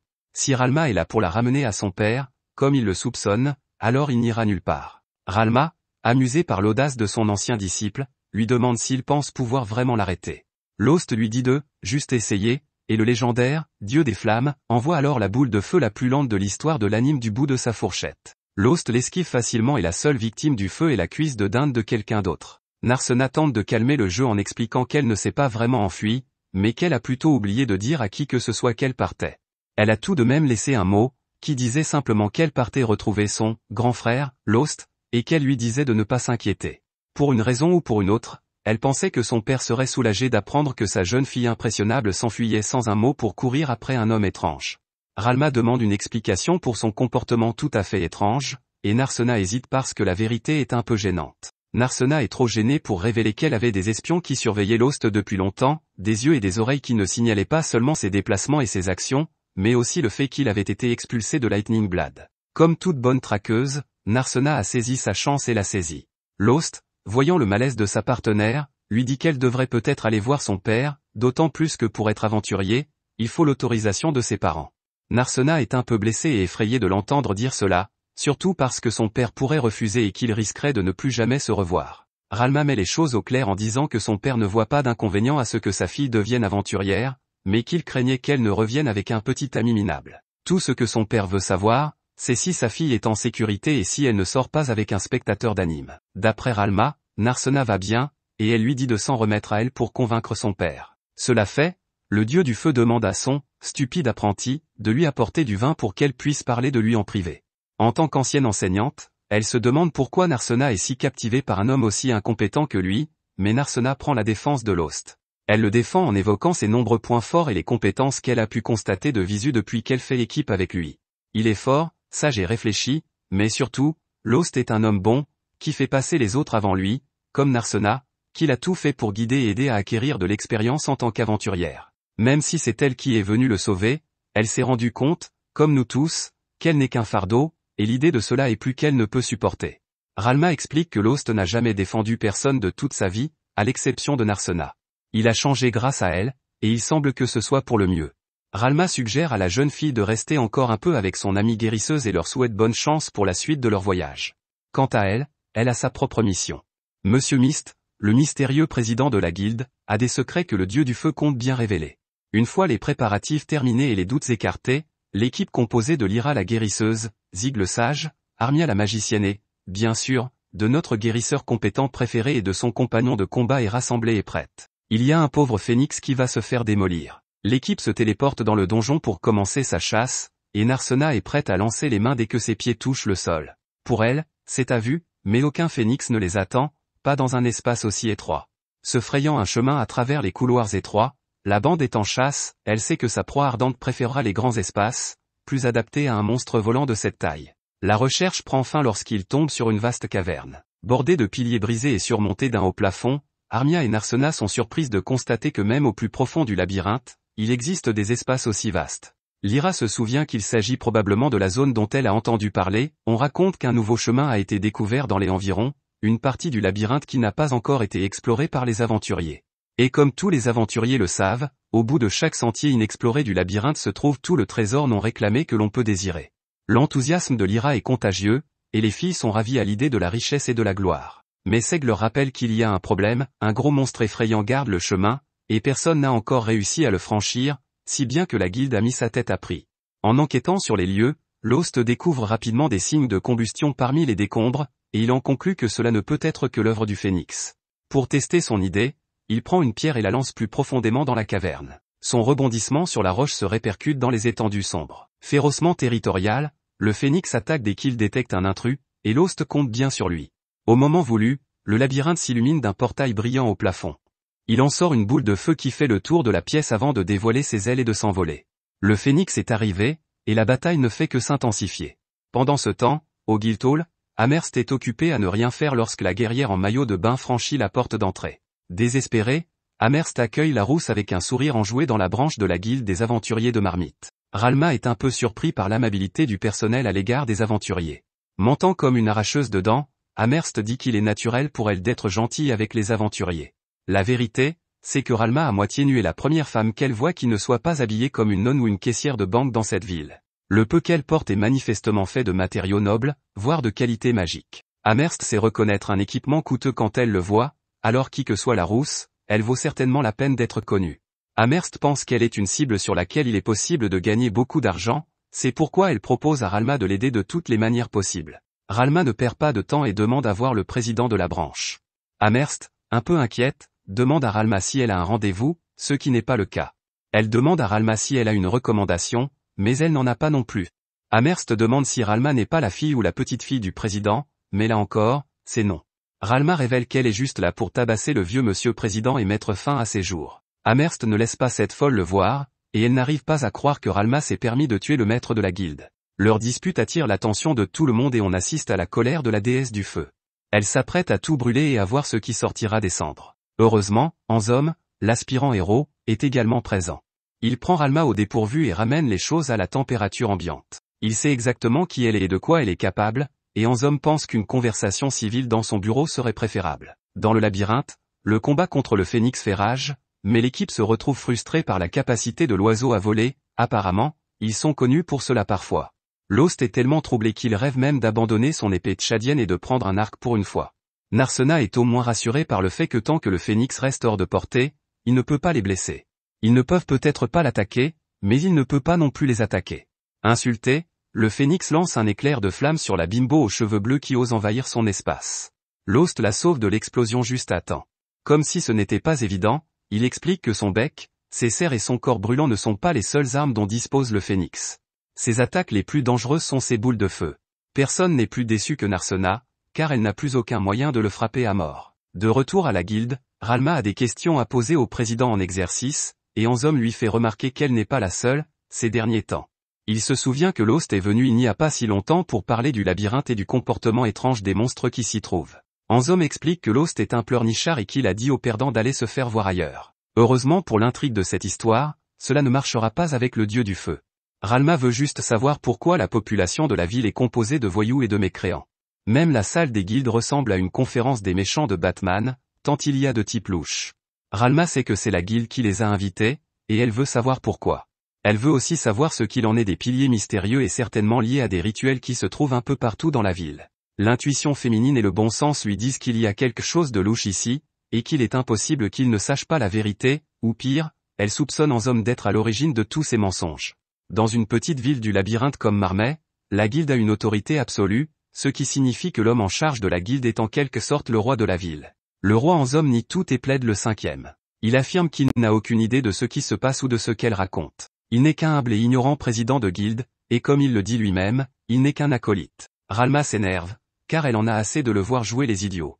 Elle l'accuse de remplir la ville de minables pour faire fuir les aventuriers respectables, les aventuriers qui se posent des questions et qui pourraient se demander ce qui se passe dans la guilde. Elle suppose qu'il ne veut pas que l'on découvre l'existence d'un cercle de transmutation caché dans la ville. Peut-être parce qu'il se passera bientôt quelque chose d'important qui nécessitera le sacrifice de nombreux aventuriers, de préférence ceux qui ne manqueront à personne lorsqu'ils seront partis. Elle compare cet événement à ce qu'on appelle la ruée vers le labyrinthe, un événement terrible qui s'est produit dans le passé et dont le souvenir hante encore le monde. De retour avec l'équipe, le labyrinthe s'est transformé en champ de bataille alors que le phénix continue de lancer des boules de feu sur nos héros à distance. Lyra craint que s'ils ne sont pas d'abord réduits en miettes, les incendies brûleront tout l'oxygène de la caverne avant qu'ils ne puissent arrêter le monstre. Quant à Lost, il se rend compte que ce phénix est plutôt malin, puisqu'il est en infériorité numérique, il essaie de les repousser avec une tactique plutôt réfléchie. Il recouvre la pièce d'une mer de feu pour les brûler vifs, mais il utilise aussi le feu pour consommer tout l'oxygène de la pièce. Lost fait remarquer qu'ils sont confrontés à l'Einstein des phénix, et Seg est choqué par l'idée d'un monstre capable d'utiliser son cerveau. Fatigué de se cacher, il appelle Armia et lui demande si elle peut utiliser la magie de l'eau. C'est une question qu'il aurait dû poser avant de se lancer dans un combat contre le phénix, mais heureusement, Armia en est capable. Le plan qu'ils mettent au point est simple, Armia va abattre le phénix avec sa magie de l'eau en s'attaquant à ses ailes. Une fois au sol, les autres sauteront sur lui et lui botteront les fesses. Il faut beaucoup de temps pour lancer une magie assez puissante pour blesser un phénix, et après tout ce que la petite mage a vécu récemment, il n'est pas surprenant qu'elle soit un peu ébranlée par l'idée. Seg, qui rayonne toujours de l'énergie du personnage principal, lui rappelle qu'il se battra à ses côtés et que rien ne lui fera de mal tant qu'il sera là. Le fait est qu'elle a tout un groupe de compagnons dignes de confiance sur lesquels elle peut compter. Lyra, Narsena et Lost sont tous dans le même bateau, et tant qu'ils formeront une équipe, elle n'aura pas à s'inquiéter. Ces mots inspirent Armia, et l'équipe se lance à l'assaut. Ceux qui sont en première ligne s'élancent, attirant l'attention du phénix, tandis qu'Armia et Lyra restent en retrait, préparant la magie cruciale dont elles auront besoin. Appelant une flèche d'eau, la petite mage la lance sur le phénix, réussissant à étouffer l'une de ses ailes. Seg charge le monstre qui tombe, et veut enfoncer son sabre, mais l'entaille est trop superficielle. De retour à la salle des guildes, le duel verbal entre Ralma et Anzom se poursuit. Ralma explique que tous les signes indiquent qu'un déchaînement se profile à l'horizon, et elle ne veut pas entendre nier les problèmes évidents qui entourent le labyrinthe. Le mana y est incontrôlable et les monstres mutent à tout va. De retour parmi nos héros, le phénix digère sous les yeux de l'équipe. Il s'agit d'une autre transformation étonnante de monstre qui transforme le phénix en un phénix légèrement plus grand. Les mutations de ce type sont censées être rares, mais Armia se retrouve confrontée à une nouvelle mutation juste après la précédente. La jeune fille n'en peut plus de cette malchance et commence à paniquer. Lyra n'en revient pas que cette gamine n'ait pas retenu la leçon du dragon, la peur ne fait que nourrir la bête. Dès que le phénix détecte la terreur de la jeune fille, il bondit sur elle pour l'engloutir dans les flammes. Lyra l'attrape et tente de se mettre à l'abri, mais il est trop tard, le feu bleu est sur elle, et il n'y a plus de place ni de temps pour se cacher. Au moment où les filles semblent sur le point de devenir ces chéteaux bleus flamboyants, Seg arrive pour les sauver. L'épéiste tient sa promesse, s'élançant sur la trajectoire du feu et le tranchant avant qu'il n'atteigne Armia. Seg déclare qu'il ne laissera pas l'oiseau poser ses ailes sur elle, et il dévie d'autres boules de feu avec sa lame. Seg appelle ensuite la mage, lui disant de trouver le courage de se lever. S'ils ont la moindre chance d'abattre ce monstre, c'est grâce à sa magie. Lyra lui donne un coup de main, mais la petite mage dit à la fille qui a été à ses côtés tout au long de l'anime qu'elle n'a pas besoin de son aide. Si elle n'a pas la force de se lever seule, comment pourrait-elle soutenir ses coéquipières? De retour avec le dieu de la flamme, elle quitte la guilde frustrée et sans réponse. Elle décide de se défouler sur l'un des piliers de la ville, mais la pierre blanche ne fait qu'absorber et dissiper ses flammes. Son attaque aurait été très utile dans ce combat contre le phénix, mais pour l'instant, l'équipe doit faire ce qu'elle peut, et ce que Narsena peut faire, c'est donner des coups de poing. Elle assène son meilleur coup d'estoc au phénix, mais elle n'est pas Tyson, et le monstre bat en retraite, indemne. Narsena, elle, s'est enflammée et court dans tous les sens en perdant la tête. Pour se venger, après avoir reçu un coup de bec, le phénix tente d'utiliser ses serres sur Narsena, mais Lost intercepte l'attaque avec son épée. Mais les flammes sont très puissantes et l'acier même est fondu. La situation n'est pas brillante, mais Armia a eu tout le temps nécessaire. Avec l'aide du soigneur, Armia invoque flèche de glace, un sort de niveau supérieur qui ne manquera pas d'abattre le phénix. L'attaque atterrit et l'aile de l'oiseau est brisée, mais ce n'est pas suffisant pour le mettre à terre. Il vole cependant beaucoup plus bas maintenant, suffisamment pour que Narsena se jette à nouveau dans l'arène. Elle saute sur les décombres d'un pilier pour prendre suffisamment d'altitude et abattre son pied sur la tête du phénix. Une attaque qui le prend complètement au dépourvu et le fait retomber brutalement sur la terre. C'est l'occasion ou jamais pour Lost d'enfoncer sa lame, notre guérisseur banni donne le coup de grâce et terrasse le phénix d'un seul coup de poignard. Dans la foulée, L'équipe ne peut s'empêcher d'être impressionnée par sa petite mage. Elle s'en est vraiment sortie, et leurs félicitations ont fait pleurer Armia. Tout ce dont elle avait besoin, c'était d'un bon groupe d'amis qu'elle pourrait appeler son groupe. Lyra est heureuse que Lost ne soit pas passé en mode Super Saiyan, mais Sek décide qu'il devra quand même garder un œil sur notre héroïne. Ensuite, ils retournent à la taverne de Marmet pour prendre un verre. Ils y trouvent Ralma qui les attend et qui a bu suffisamment pour tous. Elle attendait le groupe, et Lost est surpris qu'elle ait su où les trouver. Apparemment, Amherst l'a vendu sans hésiter lorsque Ralma lui a jeté quelques pièces. Amherst est clairement un chercheur d'or, ce qui est une mauvaise nouvelle pour Lost car il va se faire de l'argent avec la prime du Phénix. Ralma lui suggère d'acheter une autre tournée d'élixir d'or, mais il lui propose plutôt d'aller chercher de la nourriture pour qu'elle puisse dégriser. Contrairement à Narsena, qui ne se lasse pas de son charme rustique, la nourriture ici n'est pas vraiment au goût de Ralma. Sheila, l'apprentie tavernière, l'entend et n'est pas contente. Le regard qu'elle leur lance montre clairement que leur prochaine commande sera accompagnée de son assaisonnement spécial. En fait, Narsena aime la nourriture et Ralma n'est pas surpris, car Narsena n'a connu que la vie riche du manoir de sa famille. Les autres sont choqués d'apprendre que Narsena appartient à une famille célèbre pour sa richesse, et personne n'est plus surpris que Lost. Narsena est la fille du comte Analestria, et c'est la même petite fille qui l'a sauvée il y a des années. Dans le repère du président, Anzom et lui discutent des événements récents, plus de mutations, plus de problèmes, mais le plus inquiétant est l'apparition du dieu du feu, Ralma. Le président ne semble pas inquiet, au contraire, il est heureux qu'elle soit enfin arrivée. Il aura bientôt besoin de l'aide de son disciple pour s'occuper de Ralma. Plus tard, Narsena est très déçu par la petitesse du sac de Lost. Cette fois, leur récompense n'est pas aussi bonne qu'auparavant, et elle exprime son immense mécontentement à Amherst, qui est patiemment assis derrière le comptoir. Ils viennent d'abattre un phénix entier, cette récompense dérisoire n'est pas suffisante. La pierre magique qu'ils ont extraite était à elle seule plus grosse que la bourse qu'on leur a donnée, et elle souligne que le phénix a même muté. Amherst est un peu agacé par cette carène aux cheveux bleus, mais Narsena n'en a pas fini. Elle rappelle à Amherst que c'est elle qui leur a dit de revenir aujourd'hui pour récupérer leur gain parce qu'elle avait besoin de temps pour tout rassembler, et pourtant, elle leur donne si peu. Il n'y a rien de tel que la colère d'une femme trompée, et Narsena est sur le point d'avoir un moment de colère. Mais Amherst se contente de sourire et lui demande de vérifier la récompense. Narsena détache le porte-monnaie, et tous ses doutes et ses plaintes s'évanouissent instantanément à la lumière de Tandor. Amherst explique que la quantité de pièces d'argent et de cuivre dont elle avait besoin pour les payer aurait été trop importante pour qu'ils puissent la porter, et qu'elle a donc fait tout ce qu'elle pouvait pour qu'ils soient payés avec élégance. Lost intervient et dit à Narsena de prendre l'argent, au grand embarras de cette dernière. Il glisse à Amherst son énorme cachet de manager, et elle le prend, mais Lost a déjà tourné les talons et s'en va. Amherst remarque son humeur étrange et demande à Narsena ce qui lui arrive, mais celle-ci n'a pas de réponse. Aujourd'hui, la ville grouille de monde. Sur la place du marché, des enfants se rassemblent pour assister à un spectacle de marionnettes. Tout en mettant de la musique dans l'ambiance, le conteur leur raconte une histoire héroïque. Dans les profondeurs d'un sombre labyrinthe, il y a un dragon maléfique dont l'avidité s'est emparée de tout. Tous les 200 ans, cette bête insatiable se réveille, pillant, brûlant et faisant généralement d'autres choses de dragon maléfique. Pourtant, il y en a un qui s'est opposé à sa tyrannie, le puissant héros.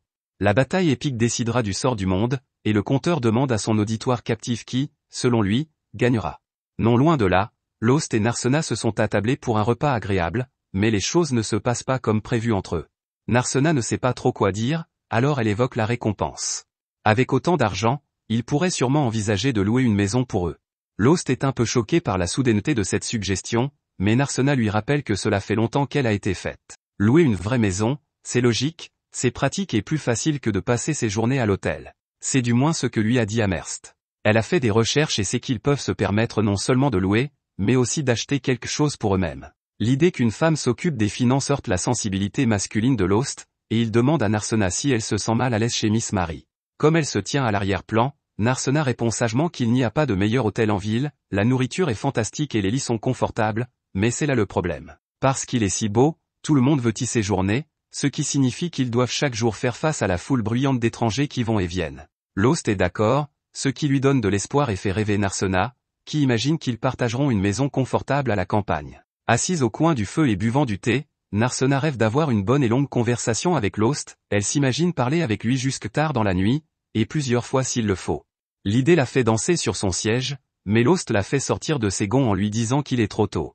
C'est un gagnant, après tout, et seuls les perdants développent des intrigues, alors ils devront continuer à vivre dans des chambres séparées à l'hôtel. Ils pensent qu'il est plus important pour eux d'économiser leur argent et de réfléchir aux grandes questions auxquelles ils doivent répondre, comme la formation d'un groupe. S'ils ont réussi à vaincre ce phénix, c'est grâce à l'aide qu'ils ont reçue, et Seg leur a déjà demandé d'unir officiellement leurs forces. Narsena se demande pourquoi Lost n'arrête pas de parler de Seg, mais qui peut l'en blâmer? Seg est un homme parmi les hommes, fort, charmant, beau, et son épée est énorme. Quoi qu'il en soit, avec Seg, Lyra et Armia dans leur groupe, ils pourront s'enfoncer dans le labyrinthe. Narsena est visiblement frustré que le labyrinthe soit la seule chose dans laquelle Lost essaie de s'enfoncer. À l'hôtel, la bande se réunit autour d'un excellent dîner pour célébrer la formation de leur nouveau groupe. À la fin du repas, Armia est épuisée et Lyra se porte volontaire pour la ramener dans sa chambre. À ce moment-là, Lost a dû remarquer que Lyra et Seg chuchotent toujours autour de lui. Lyra dit discrètement à Seg que c'est l'occasion pour lui de faire plus ample connaissance avec leur mystérieuse amie guérisseuse. Les filles partent et Narsena les suit, car elle a des choses à dire à Lyra, de fille à fille. Dans la chambre d'Armia, la jeune mage dort profondément, mais les deux autres sont loin d'être endormis. Lyra est choquée de voir à quel point Narsena cherche à attirer l'attention de Lost, mais Narsena lui dit de se taire, tout l'hôtel n'a pas besoin de connaître ses affaires. Cependant, elle a besoin des conseils de Lyra. Lost a rejeté sa proposition de vivre ensemble, et maintenant elle ne sait pas quoi faire ni comment se sentir. Lyra la réconforte en lui disant que Lost l'adore et que son refus peut être dû à n'importe quoi, il peut être timide, lent à changer ou tout simplement stupide, et elle termine en souriant, les hommes sont parfois comme ça.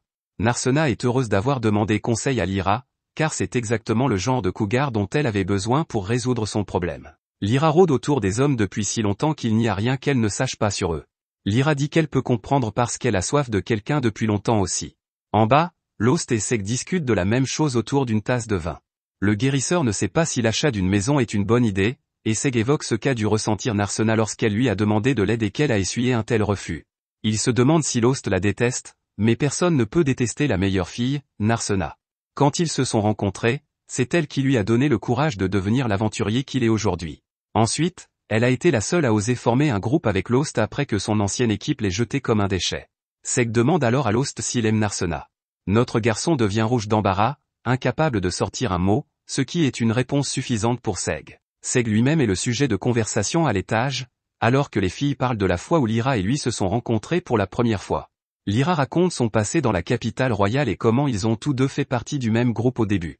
Elle se vante d'être la plus belle, ce qui lui vaut souvent des ennuis avec les hommes qui se joignent au groupe juste pour l'approcher. Quelqu'un mentionne que même Margulu de son ancienne équipe voulait lui sauter dessus. C'est à ce moment-là que les filles se rendent compte qu'Armia est réveillée, après avoir entendu tous ces ragots de romances juteux, il est impossible que la mage puisse dormir. Les deux filles ont hâte que Lyra continue son histoire, et elle raconte une fois que Seg et les autres sont partis, et que l'un de ses coéquipiers les plus disgracieux a essayé d'aller trop loin. Naturellement, elle s'en est occupée elle-même, mais lorsque Seg est revenu, il était différent. Il a déversé sa frustration sur l'imbécile et a quitté le groupe à son tour. Seg explique lui-même pourquoi il a dû disparaître de la sorte. Lyra lui a peut-être pardonné d'avoir laissé entrer une telle personne dans leur équipe, mais il ne s'est jamais pardonné à lui-même. Il n'avait aucune idée de ce qu'il était censé faire, alors il s'est rabattu sur la seule chose qu'il comprenait. Il a accepté un travail d'investigation dans une petite ville aux prises avec des monstres, et le voilà. Il ne s'attendait pas à recroiser Lyra si tôt. Une voix demande si Lyra aime vraiment Seg, et les filles se rendent compte que le petit gremlin, Sheila, s'est introduit dans la pièce pour livrer la nourriture qu'elles ont commandée. De retour avec les garçons, Seg demande à Lost ce qu'il compte faire. Lost explique qu'avant de prendre une décision, il doit voir le certificat d'immatriculation de cette fille. C'est alors qu'Amherst entre en scène, se commande une bière et dépose le rapport commandé par Lost. Apparemment, Amherst s'occupe d'espionnage et Lost l'a engagé pour fouiller le passé de Narsena. Nous retournons ensuite au spectacle de marionnettes pour l'apothéose choquante de l'histoire. Le héros est tombé, et il semble que le dragon maléfique ait presque gagné. Jusqu'à ce qu'apparaisse la Belle au bois dormant, qui détient le seul pouvoir capable de maîtriser le dragon et de replonger la bête dans son sommeil. Amherst passe ensuite en revue ce qu'il savait déjà sur Narsena. C'est une fille riche issue d'une famille riche qui devait tout hériter, jusqu'au jour où elle a décidé de devenir une aventurière fauchée. Il n'est pas rare que la noblesse devienne aventurière, mais il est tout de même étrange que son père ait autorisé une telle chose. Il s'avère que ce n'est pas le cas, du moins au début. Narsena explique à ses filles que ses cheveux sont dans une teinture bon marché. Elle était blonde avant de se réveiller un jour et de constater que ses cheveux avaient changé de couleur sans aucune explication. C'est la raison pour laquelle Lost n'a pas pu la reconnaître. Amherst poursuit en disant que le jour où les cheveux de Narsena ont changé de couleur, c'est le jour où son père a changé d'avis sur le fait qu'elle devienne une aventurière. Narsena est désemparée et ne comprend pas ce changement d'avis. Heureusement, Seg est là pour mettre les choses au clair, il dit que Narsena ne vivra plus très longtemps. Ses cheveux bleus doivent représenter le peu de temps qu'il lui reste à vivre, et son père devait donc vouloir qu'elle vive au mieux avant la fin. Amherst n'en est pas sûr, car Narsena est le genre de fille qui donne des coups de poing au phénix pour gagner sa vie, et elle n'a donc pas vraiment l'air d'une personne sur le point de s'écrouler. Le plan de Lost est donc de la faire rentrer chez elle au moins une fois de plus. Si Narsena veut toujours devenir aventurière après cela, il continuera à la soutenir comme il l'a toujours fait. De son côté, Narsena a fait beaucoup pour en arriver là, et elle l'a fait pour un garçon qu'elle aimait bien. Les autres filles sont elles aussi des harceleuses un peu flippantes, alors elles sont impressionnées par sa proactivité. Même Lyra est un peu jalouse, ce qui donne une idée aux autres. Entraînée en bas par les autres filles, Lyra est obligée de demander à Seg à un moment pour parler. Seule dans le patio, elle lui demande d'être sa partenaire, mais Seg lui répond qu'ils sont déjà dans la même équipe. Lyra doit expliquer les choses clairement à l'imbécile, qui finit par comprendre. La seule réponse qu'il donne à sa demande est qu'il devra y réfléchir. Ce n'est pas la réponse qu'elle espérait, mais le simple fait de penser à une relation est un progrès, et elle s'en contente. En entendant tout cela, Lost trouve le courage de demander à Narsena de venir lui parler plus tard. De retour au spectacle de marionnettes, nous assistons à la conclusion dramatique de l'histoire du héros, du dragon et de la Belle au bois dormant qui sauve le monde. Pour arrêter le monstre maléfique, la Belle au bois dormant doit se sacrifier. À la fin du spectacle, nous constatons que la marionnette a des cheveux bleus qui nous sont très familiers. Dans les profondeurs du donjon, un demi-orc imposant patrouille dans les couloirs sombres à la recherche d'une proie. À l'insu de l'ORC, un groupe d'aventuriers l'observe depuis l'ombre, attendant le bon moment pour passer à l'action.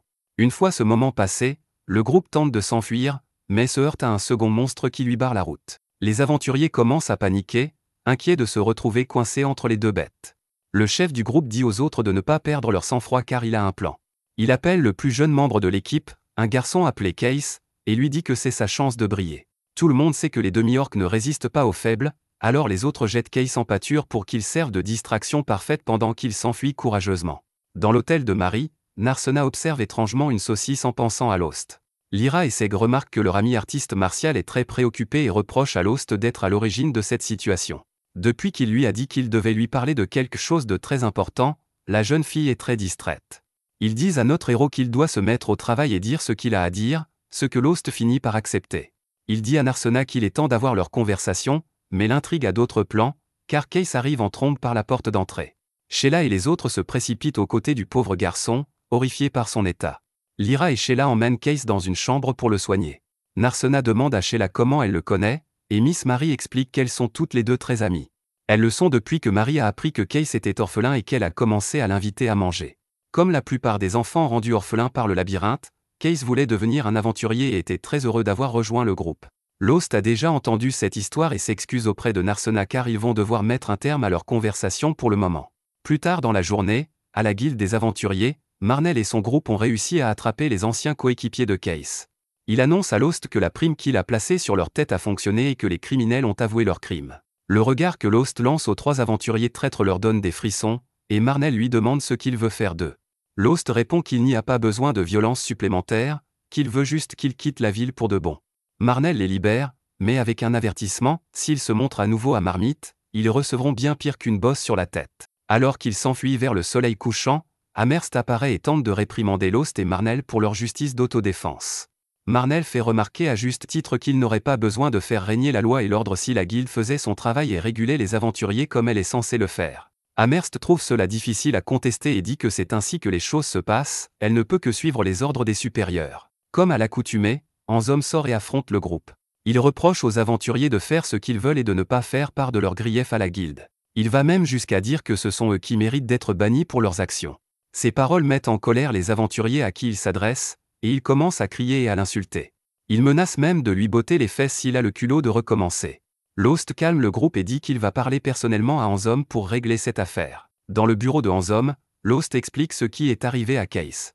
Il tente d'expliquer qu'une ville du labyrinthe et ses orphelins sont inséparables, l'un devant s'occuper de l'autre, ce qu'ils font dans toutes les villes de la guilde, sauf celle-ci, pour une raison inconnue.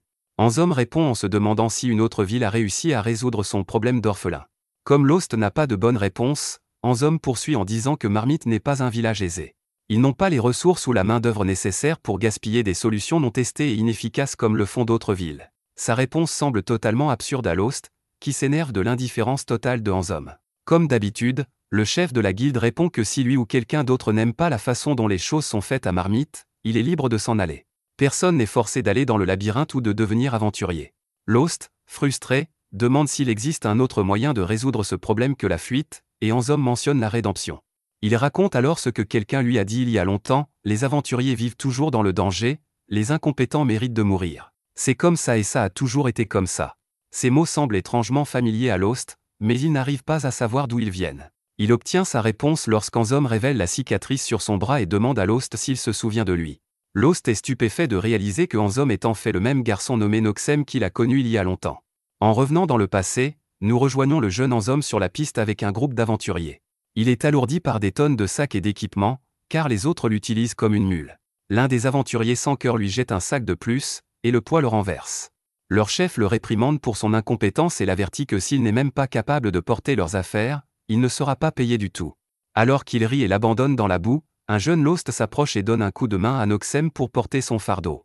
Il lui demande si le garçon va bien et lui propose son aide, mais Noxem est trop fier pour l'accepter et s'en va en claquant la porte. Au coucher du soleil, le groupe s'est installé autour du feu de camp, à l'exception de Noxem et de Lost, qui doivent rester seuls dans le froid et l'obscurité pendant qu'ils montent la garde. Noxem se dit qu'il ne finira pas perdant comme Lost et se promet de devenir un jour un grand aventurier.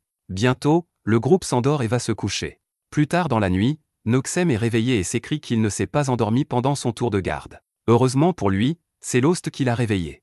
Le jeune guérisseur fait taire Noxem et lui dit qu'il doit prévenir les autres car des gobelins arrivent. Une fois tout le monde sur pied, ils interrogent Lost sur les gobelins, exigeant de savoir combien ils sont. Malheureusement, il explique qu'ils sont trop nombreux pour être comptés. Surplombant la horde de monstres, le chef du groupe reconnaît qu'ils n'ont aucune chance de gagner s'ils engagent le combat, mais il dit aux autres de ne pas s'inquiéter car il a un plan. Tout le monde sait que les gobelins ne résistent pas aux faibles, alors il jette Lost et Noxem du haut de la falaise pour servir de distraction parfaite pendant qu'ils s'enfuient courageusement. Noxem n'arrive pas à croire ce qui se passe et commence à crier vers le haut de la falaise, mais Lost lui dit qu'il n'y a personne. C'est ainsi que les choses se sont toujours passées. Les aventuriers ne les ont jamais engagés que pour transporter leurs marchandises et les utiliser comme appât. Lost dit à Noxem qu'il va s'en sortir vivant et se venger, et que si Noxem a la force de se mettre en colère, il a assez de force pour se sortir de ce pétrin. Les deux hommes sortent leurs armes, se présentent et se préparent au combat de leur vie. Les garçons parviennent à s'échapper et à se cacher dans le tronc d'un vieil arbre. Mais ils sont complètement encerclés par les gobelins et n'ont aucun moyen de s'échapper. Lost demande à Noxem si sa blessure est grave, mais il lui répond que ce n'est qu'une égratignure. En colère et vaincu, Noxem dit qu'au moins, ils ne mourront pas incompétents. En effet, ils ont réussi à distraire ces salauds.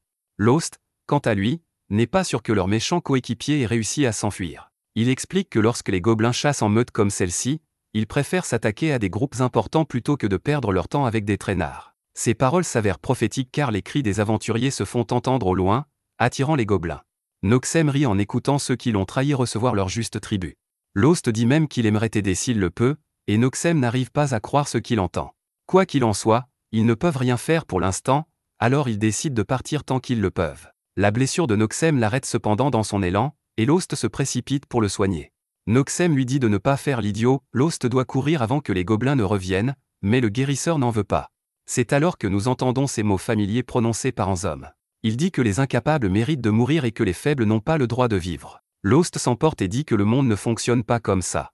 Peu importe qu'il soit faible, il y a toujours une chance qu'un jour il se rachète. Noxem lui demande comment il peut savoir cela, et Lost lui répond que c'est parce qu'il s'est lui-même racheté un jour. De retour dans le présent, Noxem, maintenant connu sous le nom de Anzom, dit que ses paroles étaient vraies à l'époque. Le monde est dur pour les incompétents, mais ce n'était pas lui et Lost qui étaient incompétents, c'était leur coéquipier traître qui ne comprenait pas la nature des gobelins. Ils ont survécu parce que ces aventuriers étaient faibles. Il poursuit en expliquant qu'après avoir pris des chemins différents, il a finalement été recueilli par Myst, le président de la branche de la guilde de cette ville. Lost félicite son ancien compagnon d'avoir réussi à s'en sortir, mais Anzom n'évoque pas le passé pour parler du bon vieux temps. Il parle de tout cela pour rendre à Lost la faveur qu'il lui a faite. Il dit à Lost de partir parce que c'est la meilleure chose qu'il puisse faire pour lui-même. Il devrait également emmener cette fille, Narsena, avec lui, car c'est d'elle que Lost devait parler lorsqu'il a évoqué sa rédemption. Les négociations n'aboutissant à rien, Lost se tourne vers Marnell et les autres et s'excuse. Il dit qu'il n'a rien accompli, mais Amherst les convoque tous les deux pour une brève discussion dans la salle de stockage. À l'étroit dans l'espace privé, elle murmure qu'ils ne sont pas les seuls à être contrariés par la façon dont la guilde gère les choses. Nous nous retrouvons ensuite dans le futur, lorsque Lost explique ce qu'Amherst lui a dit. Elle a suggéré de se débarrasser des monstres qui ont infesté les terres voisines de la ville. Narsena demande pourquoi la guilde n'a pas lancé de prime pour ces monstres, mais comme le dit Amherst, Anzom et Mist ne semblent pas s'en préoccuper.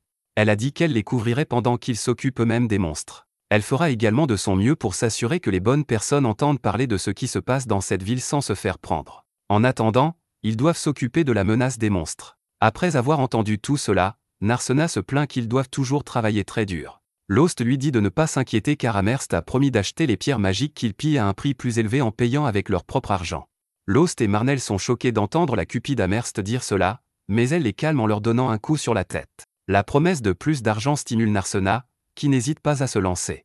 En quittant l'hôtel, il trouve Case et d'autres enfants qui s'entraînent avec Seg et Lyra.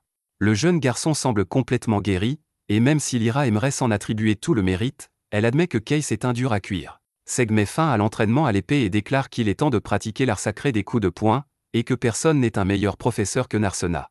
Lyra demande à Lost s'il a enfin eu cette conversation avec Narsena, mais Lost admet humblement qu'il a complètement oublié.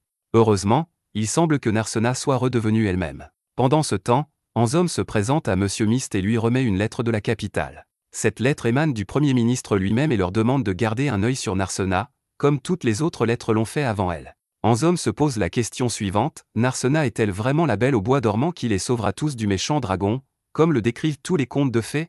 Mist l'informe qu'il ne s'agit pas seulement d'histoires pour enfants. L'histoire de la jeune fille aux cheveux bleus qui se sacrifie pour arrêter le dragon est bien réelle. Narsena est l'élu qui, selon la légende, doit tous les sauver.